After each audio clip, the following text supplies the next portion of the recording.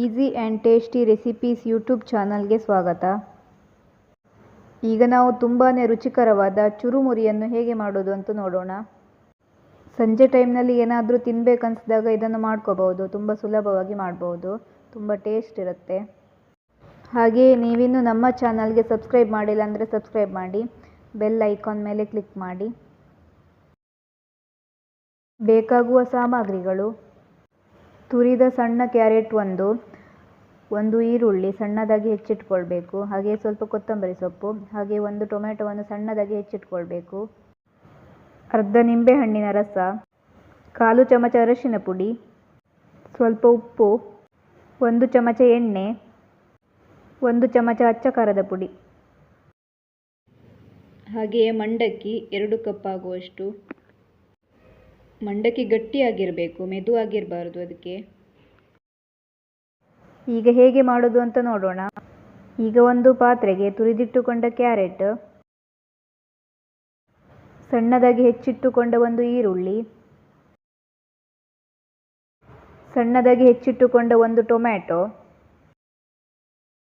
ಹಾಗೆಯೇ ಸ್ವಲ್ಪ ಕೊತ್ತಂಬರಿ ಸೊಪ್ಪನ್ನು ಸ್ವಲ್ಪ ಸೇರಿಸಿಕೊಳ್ಬೇಕು. ಈಗ ಇದಕ್ಕೆ 1/4 ಟೇಬಲ್ ಸ್ಪೂನ್ ಆಗುವಷ್ಟು ಅರಿಶಿನ ಪುಡಿ, 1 ಚಮಚ ಅಚ್ಚ ಖಾರದ ಪುಡಿ, ಅರ್ಧ ನಿಂಬೆಹಣ್ಣಿನ ರಸ,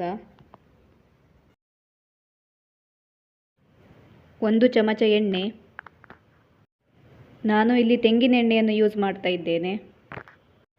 ತೆಂಗಿನೆಣ್ಣೆ ಹಾಕೋದ್ರಿಂದ ಟೇಸ್ಟ್ ತುಂಬ ಚೆನ್ನಾಗಿರುತ್ತೆ. ಈಗ ರುಚಿಗೆ ತಕ್ಕಷ್ಟು ಉಪ್ಪನ್ನು ಸೇರಿಸಿಕೊಳ್ತೇನೆ. ಈಗ ಇದನ್ನು ಚೆನ್ನಾಗಿ ಮಿಕ್ಸ್ ಮಾಡಿಕೊಳ್ಬೇಕು. ಮಸಾಲೆ ಎಲ್ಲ ಚೆನ್ನಾಗಿ ಮಿಕ್ಸ್ ಆಗಬೇಕು.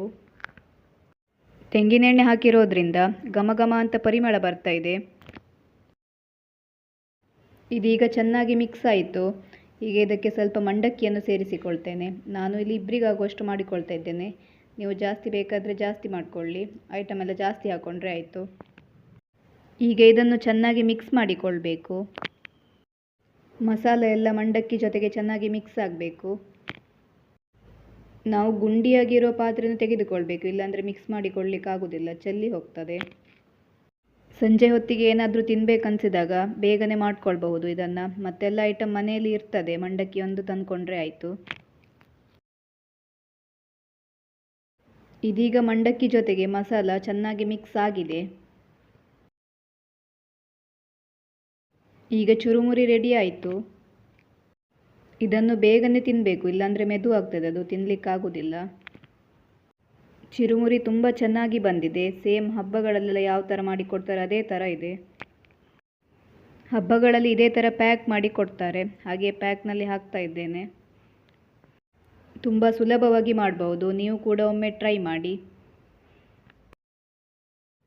ನಿಮಗೂ ಈ ರೆಸಿಪಿ ಇಷ್ಟ ಆದರೆ ಲೈಕ್ ಮಾಡಿ, ಶೇರ್ ಮಾಡಿ, ಹಾಗೆಯೇ ಸಬ್ಸ್ಕ್ರೈಬ್ ಮಾಡಿ. Thank you for watching.